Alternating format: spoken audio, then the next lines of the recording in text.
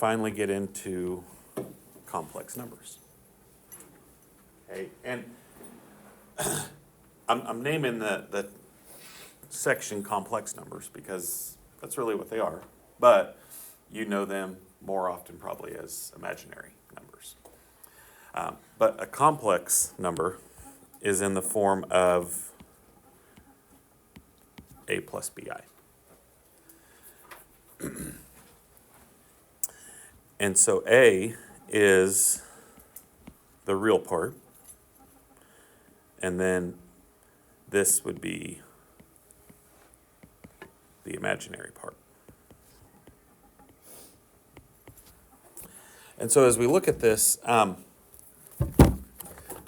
going to do a lot of different things with imaginary numbers today. Today's going to be kind of like our intro into imaginaries, and I know we've seen them before. We don't always have to have a real part. So, for instance, if I had 0 as my real number, then instead of saying 0 plus 2i, I don't really need the 0 there, because then that would just be 2i. So we won't always see a real number with it, but this is what we call the complex form. And we always write the real part first, and we always put the imaginary part second. So whenever we write a complex number, we're always going to put it in that format, a plus bi. But when I write 2i, there's no reason to put the 0 there. So sometimes we'll see it just as the imaginary part. Okay, so what is an imaginary number?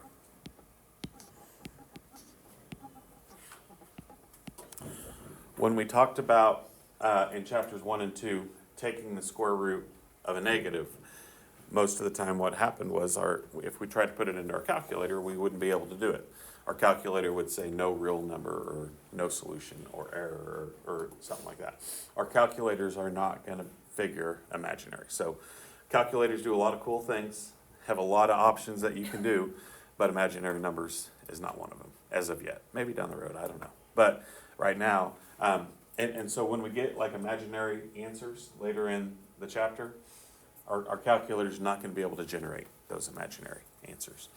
And so we have to know how to work with imaginaries. We have to know how to identify them and be able to get a solution that sometimes has an imaginary part. So the first thing I'm going to talk about here is, like, if I were to take the square root of negative 9. Typically, I can't take the square root of negative 9, at least up until now, because it has a negative under the radical. If you tried putting this into your calculator would say error. Okay, but today we're going to say there is an answer to this, and we're not going to say no real solution. We're going to say what the imaginary solution would be. Well, because we now know the definition of I is the square root of negative 1.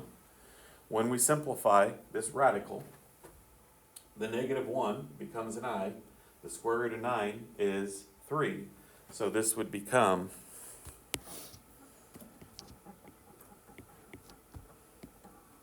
3i. And we don't have anything left under the radical.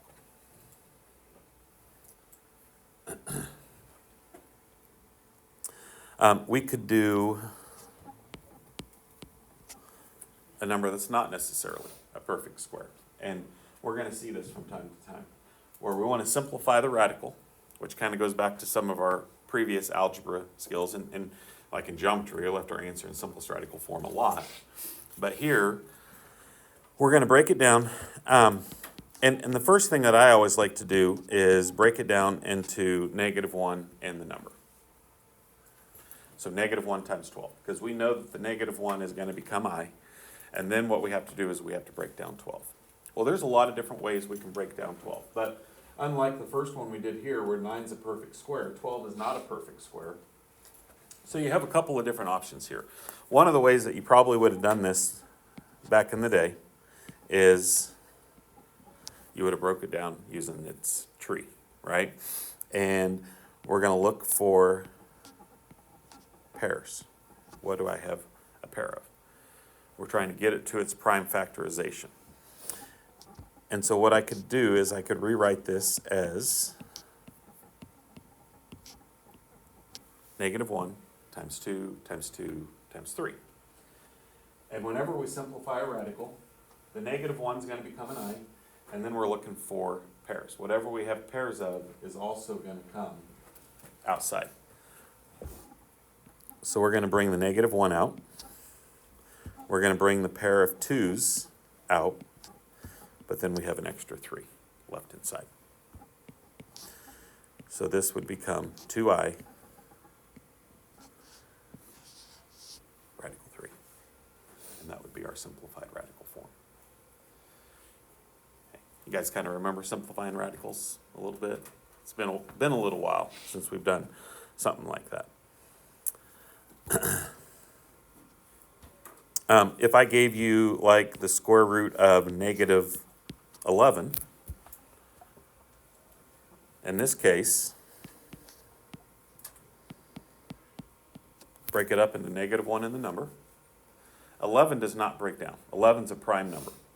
And so the only thing here that I could take out is the -1. And so then that would just become I radical 11. Okay. So sometimes we could break this down. Sometimes it's a perfect square.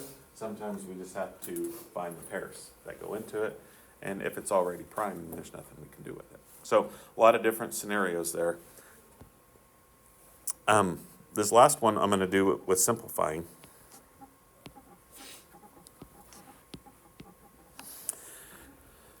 We could possibly have a negative out in front, and that doesn't really change anything other than it puts a negative on our answer. We're not going to do anything with that negative. We can't do like 2 negatives make a positive here, because this negative's outside, this negative's on the inside, and we really can't put those negatives together.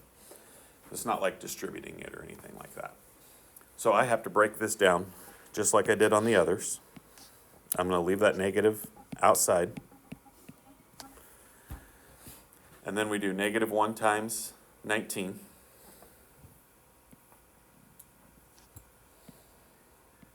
And then we're going to bring out the -1. And so then this would be -I, and the 19 would still stay inside. So not much different than the last one we did, other than we have a negative on our answer. Okay. But the biggest thing is, if I have a negative on the inside, when I bring it out, it's always just going to be a positive I. Like here I had a -1. When I bring it out, it's just I. Okay. Before we get into doing some operations, I'm going to go through the powers of I. And there's really 4 different answers that I can come up with here. And I'm going to kind of show you those and kind of show you where they come from. Okay, the first one, I to the first is just I. Anything to the first power is I. And we know that that is the same as the square root of -1, okay? But we're just going to say I to the first is I. But also know that it's the same as the square root of -1. That's the definition of I. Okay, the second one is I squared. I squared is -1. And where that comes from is because if I is the square root of -1, if I had I squared, I would be taking the square root of -1 times the square root of -1. And when I take a square root times itself, like for instance, if I had radical 5 times radical 5, the radicals just disappear and it just becomes 5. So if I take the square root of -1 times the square root of -1, it just becomes -1. Okay? I would say that these two right here are the two that are the most important. Especially this guy right here. From here on out, anytime that we see I squared, we have to remember that it's the same as -1. And so what's gonna happen a lot of times is we're gonna go from having an I in a problem, and now we're gonna be in the real number set. We're gonna get rid of the I squared is gonna become -1, and now we don't have any i's in the problem. Now we're back into real numbers. -1 is a real number, it doesn't have I attached to it. And so that's kind of an important thing. And we'll see that in some of the problems that we're gonna do today. So that's something that, from here on out, the rest of the semester, anytime we see I squared, we don't wanna leave it as I squared. We always wanna simplify it, and we always wanna make it -1. Okay, I to the third, and I told you there's 4 different answers here. I to the third and I to the fourth are not as common, but there are some times where we're gonna see this, and that's why I'm showing this to you. And so I to the third, there's a couple different ways that we could break this down and understand what's going on here.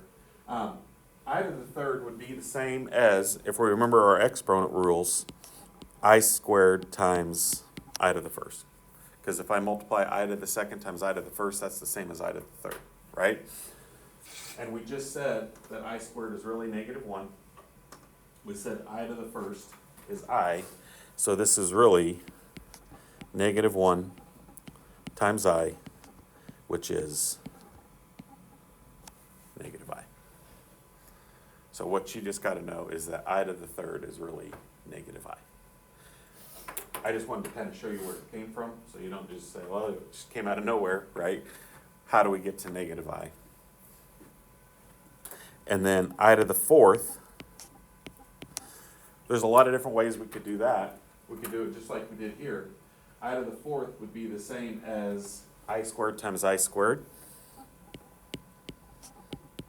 Because when we multiply, we add our exponents together. So 2 plus 2 makes 4.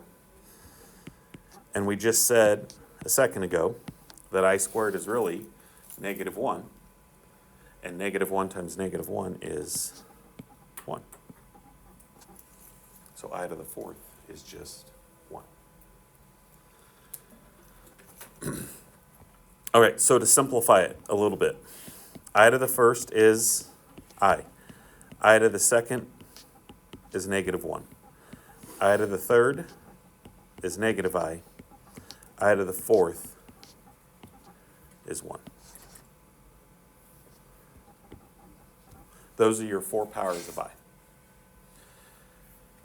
Okay, how are we going to use this? Well, we're going to see some problems where we have I raised to some power, whatever that power might be. And there's only 4 possible answers. I, -1, -I, or 1. Those are my 4 possibilities. So I could take I to the 250th power, and I got to figure out which one of these 4 is my answer. It's only got to be one of those 4, because it's cyclical. So when I have like I to the 5th, I'm going to start back over here. This would be I to the 5th, I to the 6th, I to the 7th, I to the 8th. And then we can just start back over. And so it just repeats through those same 4 answers over and over and over again. So if I gave you I to the 13th power, a couple of different ways we can do this. Okay, when the number is fairly small, 13 is not too bad, then you can easily just go 1, 2, 3, 4, 5, 6, 7, 8, 9, 10, 11, 12, 13. So I to the 13th is the same as I to the first, which is I.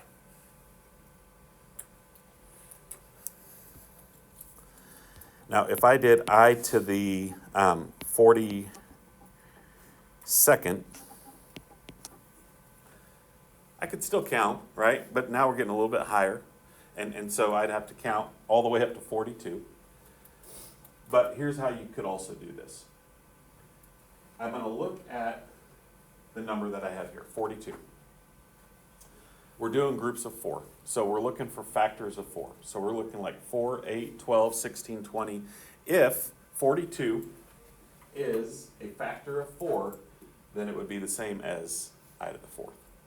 Okay? Because we have a group of 4. So does 42 divide by 4 evenly? No. Okay? It gives me a decimal, and we don't want a decimal. Okay? So here's what we could do. Find a number that's really close to 42 that does divide by 4 evenly. And you got a couple of options. I could go like I to the 40th. I to the 40th would be the same as I to the 4th, because 40 divides by 4 evenly, right? So then I to the 40th and I to the 4th would be the same. So this would be 41 and 42. So I to the 42nd would be the same as I to the 2nd, which is -1.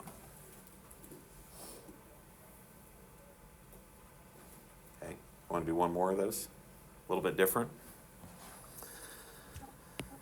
I to the 63rd.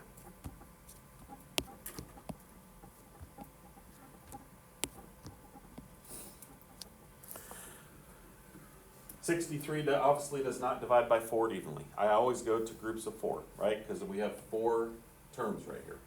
63 does not divide by 4 evenly.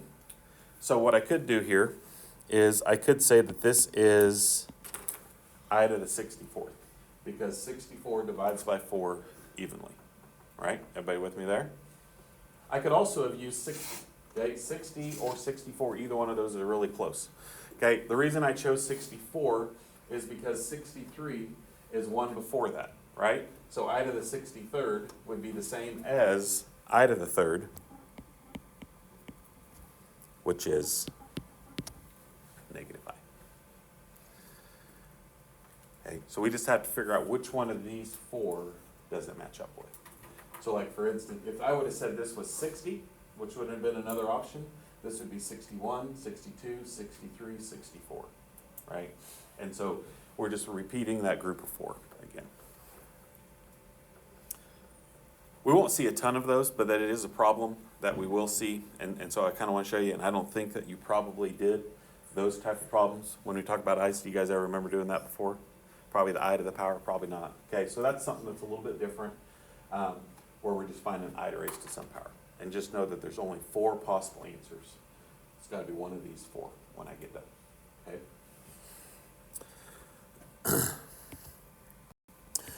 All right, the real big topic for today is operations with complex numbers.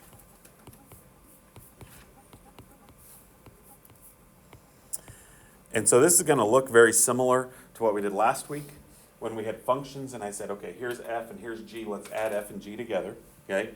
But instead of doing it with 2 like linear functions or quadratic functions or whatever they might be, bless you, we're going to do it with imaginary or complex numbers. And so we're going to start here with addition. 8 plus 6i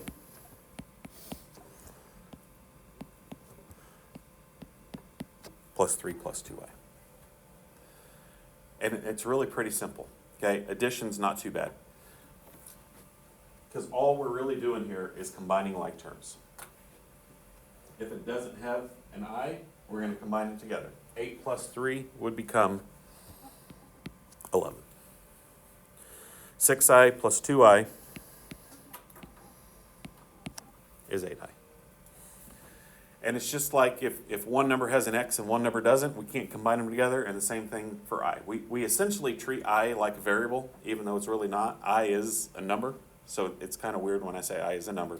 But we treat it as the same idea of variables, as like an x or a y or any other variable that we've seen.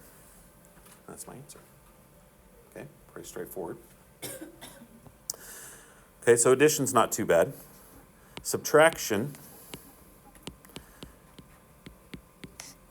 really isn't too bad. I will tell you the same thing I told you when we did this with functions. Putting it in parentheses is a really big deal. If it's not already written like this, okay? And a lot of times it may already be written like this, but we're going to take these 2 complex numbers, we're going to subtract them, and because we have parentheses here, we've got to take this minus sign and we've got to distribute it. So we've got 4 plus 5i minus 6, and then minus a negative 3i would become plus 3i. So you just got to watch our signs. probably the biggest mistake that is made here. And then 4 minus 6. Really watch your signs. 6 has a minus sign in front, so it's 4 minus 6, which is negative 2. 5i plus 3i will become 8i. And that's our answer.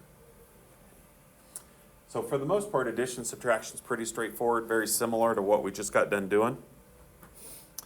The third operation we're going to talk about, and we're not going to do division at all. We used to do division with i's, like in Algebra 2, you probably even did some division of i's. That's another topic that we don't have to do. So that's good news for you guys, is that we don't have to worry about division. So we got addition, subtraction, and multiplication. Multiplication has several different types of multiplication. So I'm going to show you some different kinds of multiplication that we're going to do here.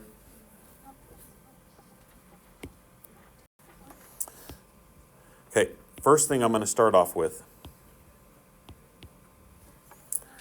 is when we look at this, right now it is not written as an imaginary number, okay? And what I cannot do is I cannot multiply these two together right from the start here. If you try to do that, you will get the wrong answer, okay? So the first thing I have to do is because right now we're saying this is not a real number, so I can't multiply these two together. So what I have to do first is I have to change it to an imaginary number. I have a negative underneath both radicals. So this would become I radical 2 times I radical 5. We're going to bring that negative out of the radical. That gives me my I. Now we can multiply these two together. When I multiply these two together, I times I is I squared. And now I can go ahead and multiply radical 5 and radical 2, which is radical 10. But remember what I told you just a few minutes ago. Anytime we see I squared from here on out, it's really negative 1. And you don't necessarily have to put the 1 there, but we're going to make that negative radical 10. So we went from having an imaginary number to now it's not imaginary. And we go back and forth a lot. That's really the purpose of using imaginary numbers, is we can get back into the real number set using them, and so then we can get back into an actual solution in some cases.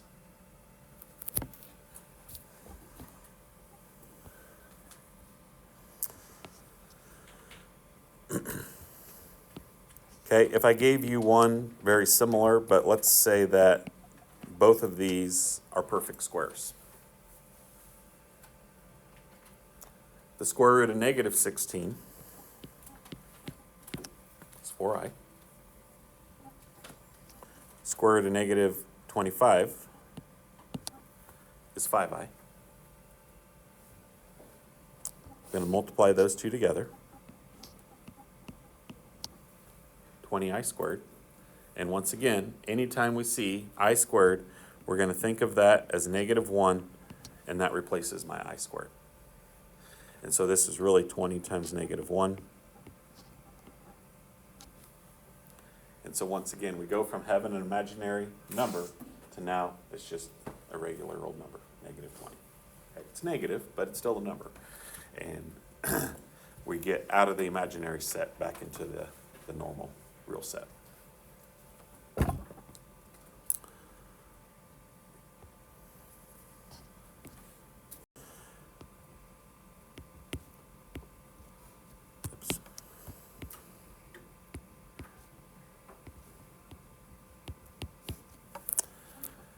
Okay, so like I said, I'm going to show you a lot of different types of multiplication here. So we can just have an imaginary times an imaginary, like we just did. I could take an imaginary times a complex number. And so here what we're going to do is, just like we've done any other time, we're going to take this 2i, we're going to distribute it. 2i times 4 will become 8i. 2i times 3i becomes 6i squared. So 8i minus 6i squared. And once again, I always like to put the negative 1 underneath here because it's the same thing. however you want to do it. And then I just cross off my I squared because the negative 1's going to replace the I squared.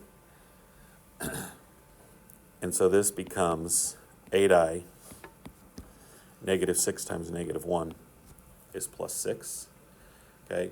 And I know typically if like we have a variable, usually we would say 8x plus 6 and we would leave it like that.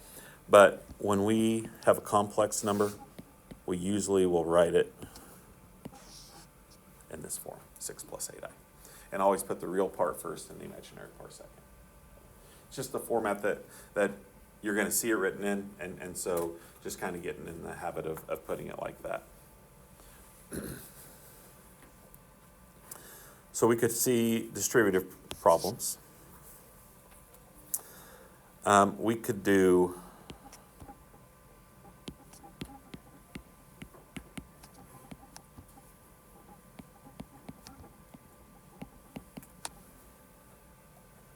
two complex numbers times one another.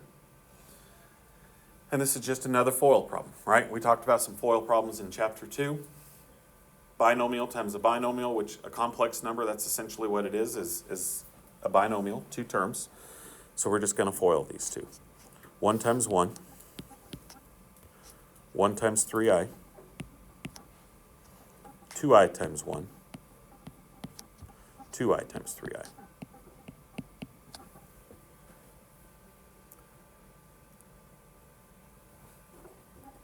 Once again, we see a negative 1. And that's why I said that at the very beginning. We're going to see I squared at 10. If you don't simplify that, if you leave your answer with an I squared on it, it will be wrong. Okay? We always, anytime we see an I squared, that I squared always has to be changed to a negative 1. So we're going to go 1. We can combine these two together, which is 5i minus 6. 6 times negative 1. And then 1 minus 6 would be negative 5. So we get negative 5 plus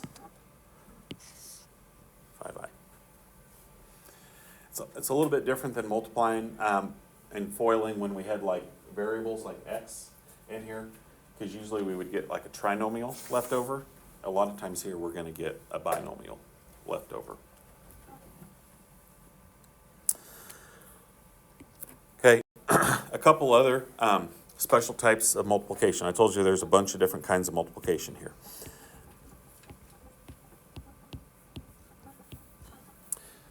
Three minus 7i squared. Whenever we see a problem like this, whenever we see something squared, what we have to remember is squared means what? Multiplying by itself. Okay, and so if you don't take the time to write it out side by side, you're probably going to miss it, okay? Because here's what a lot of people will do. If they don't rewrite this, they're going to square the 3, they're going to square the negative 7i, and they're going to think that's all you have to do, okay? And they will not FOIL it. But if you write it out side by side, which is really what we should do, now I notice that it's a FOIL problem, and it's just like the problem we just did. But it's not going to necessarily be written like this to begin with. It's going to be written as 3 minus 7i squared. So 3 times 3 minus 21i minus 21i, and then a negative 7i times a negative 7i is a positive 49i squared. Once again, I squared is negative 1.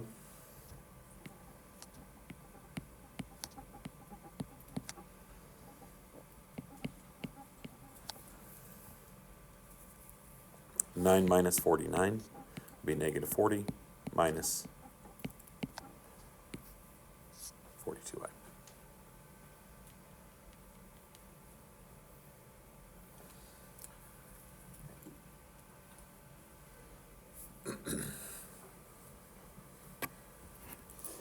Okay, a couple more.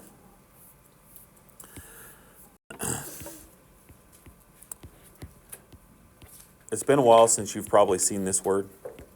We haven't talked about it this year or in this semester. But it is a word you might remember from Algebra 2. Does this word look familiar to you guys? You think you ever heard this word before? Okay. So when I have a conjugate, anybody remember what a conjugate is? There's a lot of different types of conjugates we could have. But if I have a conjugate with imaginary numbers,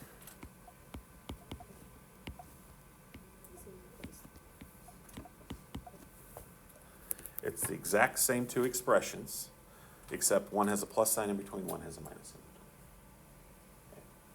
between. And we'll see, I want to use that word conjugate because we're going to see it at other times throughout this semester, not just with imaginary numbers. And so if you ever see the word conjugate, I want you to know what it means. But in this case, we're just seeing it with imaginaries. And there's no difference in solving this, except the answer is going to be a little different here. Okay, and so that's why I'm going to show you this one. When I FOIL this one out, 5 times 5 is 25, minus 35i, plus 35i, and then minus 49i squared.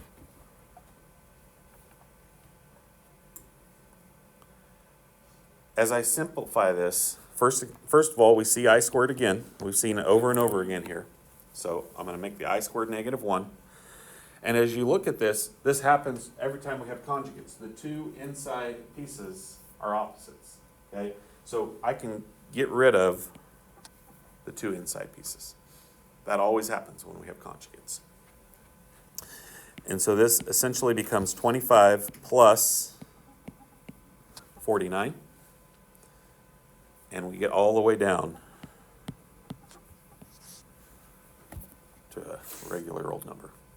It's kind of weird, right? Because we start this problem with all these i's in it, and we don't expect to come up with an answer of like 74. So your answer does not have to have an I in it, especially if you have conjugates. It's going to get back to a nice whole number. Another example of conjugates would be if I have 8i times negative 8i. As I told you at the beginning, this would be just like putting a 0 in front. So I could write it as 0 plus 8i, but there's no reason to put the 0 there. Same thing with the second one, 0 minus 8i. So these two are still conjugates of one another. They just don't have the real part attached to it, because the real part would be 0. And so when I multiply these two together, it'd be negative 64i squared. We know I squared is really -1. And so 64 is our answer.